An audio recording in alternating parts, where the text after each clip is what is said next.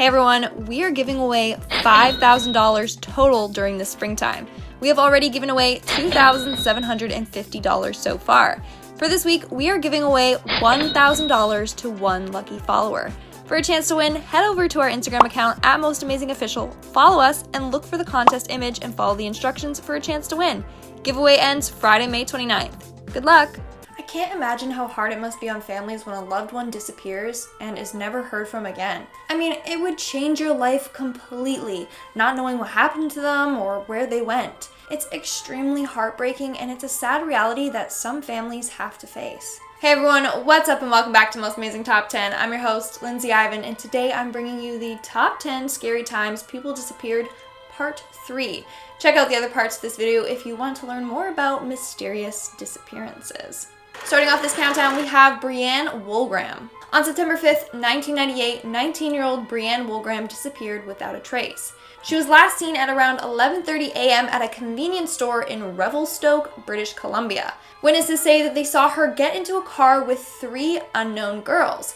These girls were never identified. Now, one hunter did claim that he saw a girl matching BRIANNE's description at Echo Lake Road, but nothing came of this lead. People conducted numerous searches of the area, but sadly, she was never found. In our 9th spot, we have RONALD TAMMEN. On April 19th, 1953, RONALD TAMMEN, a student at Miami University in Ohio, went missing from campus. At around 8 o'clock that night, Ronald left his dorm to retrieve new bed sheets since apparently someone put a fish in his bed. At around 10:30 p.m., his roommate returned to their dorm, but Ronald was not there. His psychology book lay open on his desk, the lights were on, and all his personal belongings were still there. When Ronald didn't return the next day, a missing person search was conducted. His whereabouts to this day are still unknown. Of course, there are some theories. Some people think he was a victim of a fraternity hazing gone wrong, while others believe he was recruited by the CIA. Now, what's odd is how a week prior, Ronald apparently dropped out of psychology. So why was his psychology book open on his desk as if he's been studying it? Seems just like a big cover-up. In our 8th spot, we have the Springfield 3. In 1992, best friends Stacy McCall and Suzanne Streeter and Suzanne's mom, Cheryl Levitt, all went missing without a trace. On June 17th, 1992, the two girls left a graduation party and headed back to Suzanne's home where they planned to spend the night. It's thought that they arrived at the home because their clothes, jewelry, purses, and vehicles were there. But the next day, the girls didn't follow through with their plans to meet other friends.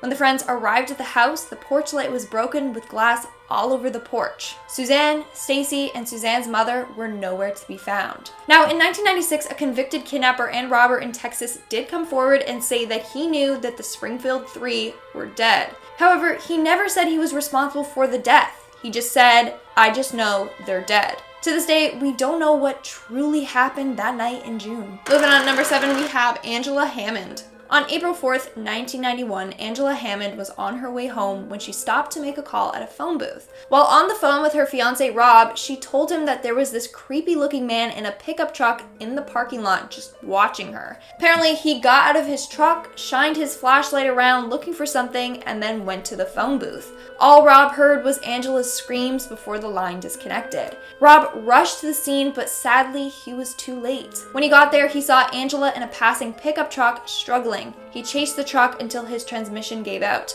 The truck got away and Angela was never seen again. Coming in at number 6, we have Heather Teague. This case is truly creepy. On October 26, 1995, 23-year-old Heather Teague was sunbathing in Spotsville, Kentucky around the Ohio River. A witness who was watching her with a telescope, yeah, it's not creepy at all, said that he saw a man come out of the woods behind her, grab her, and drag her into the woods by her hair at gunpoint.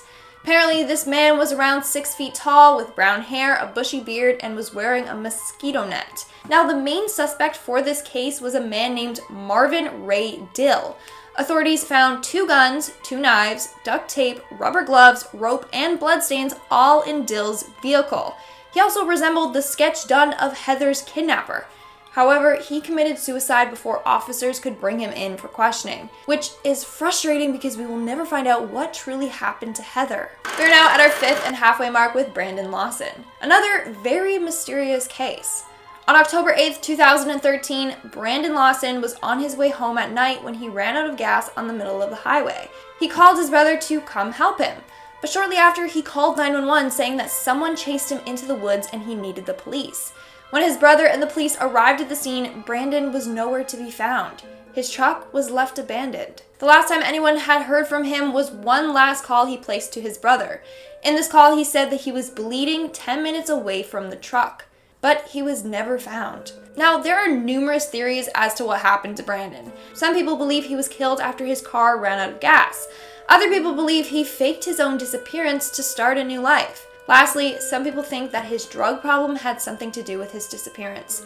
But like most cases, we don't truly know. Moving on to number 4, we have ZEBB QUINN. On January 2nd, 2000, 18-year-old ZEBB QUINN and his 21-year-old friend Robert Owens were on their way to view a car that Quinn was interested in buying.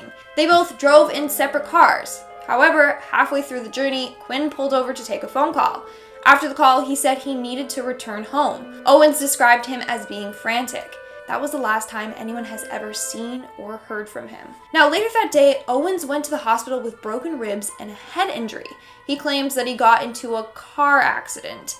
2 weeks later, Quinn's car was found in a parking lot. What's weird was how a plastic hotel key, empty bottles, a random person's jacket, and a puppy were found in his car. Like an actual black lab puppy. No one knows whose dog it was or how it got there, but an officer on the case actually adopted him, so that's sweet. On the back of his windshield, someone drew a pair of lips and 2 exclamation marks in lipstick. The driver's seat was also adjusted for someone who was shorter than Quinn. It's just baffling. This evidence is all over the place. Now, 12 years later, his so-called friend was arrested and charged with the murder of a pregnant woman and her husband. So it's thought that he had something to do with Quinn's disappearance, but it still remains a huge mystery. In our third spot, we have LAURIA Bible and Ashley Freeman. In December of 1999, LAURIA Bible was having a sleepover at her friend Ashley Freeman's house. That night, a fire started and burnt down Ashley's house. When emergency responders arrived on scene, they found Ashley's mom and dad both with gunshots to the head and their bodies badly burnt. But the 2 girls were missing. Now, 3 criminals were thought to be involved in the girls' disappearance. However, 2 of the criminals died before being able to question them. Apparently, one of the men had Polaroid photos of the girls that he had taken of them. He also had their missing posters all over his walls in his mobile home. While the other man was arrested and apparently said that he tortured the girls before strangling them to death.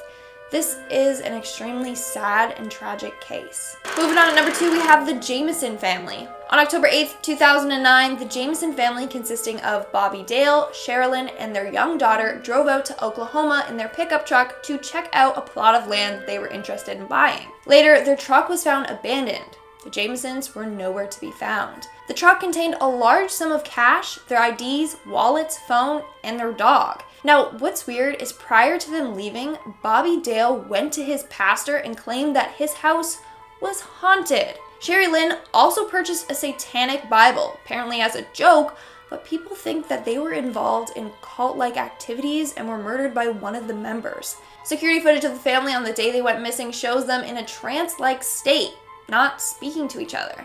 Now, this case was cold until November 16th, 2013. On that day, a group of hunters came across skeletal remains. Forensic testing proved that they were the Jamisons. But because they were so decomposed, they couldn't determine what the cause of death was. So we really don't have any answers.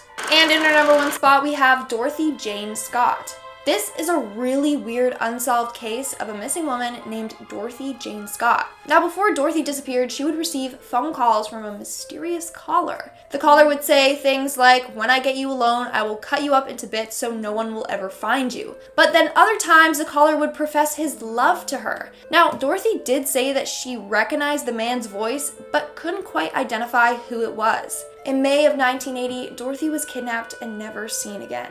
So that night, she was at a work meeting. One of her colleagues started to become sick, so she offered to take him to the hospital. When he was released, Dorothy went to her car to bring it to the front of the hospital to get him. The last thing her colleague saw was her car speeding away. They don't know who was driving it. Later, Dorothy's family started to receive phone calls asking if they were related to Dorothy Scott and would end the call by saying, I've got her. They've never found Dorothy or any clues to who this caller may be. They don't even know if Dorothy is alive or just being held captive by someone who is obsessed with her. And that's all for today's video. Let's move on to our comment shoutout section. I'll be shouting out comments for my video, Top 10 Kid Shows That Were Darker Than You Realized. Naira Hill commented, I want to rewatch The Proud Family and Kim Possible. P.S. Love the show and everyone on it. Hope y'all stay safe. Hope you stay safe as well. And honestly, The Proud Family and Kim Possible were so good. I love that show. They need to bring it back, honestly. Actually, I think they're bringing back The Proud Family.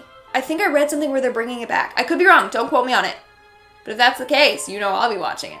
Genevieve Crossman commented, oh my god, I remember the episode Lindsay was talking about. Dude, The Sweet Life of Zach and Cody rocked. That show, oh my gosh. Okay, here's a question. Did you have a crush on Zach or Cody? Because I liked Bad Boy Zach. No, but honestly, that show was amazing. It's hilarious. Kaden Bungay commented, I feel like you're taking over Most Amazing Top 10. Maybe I am.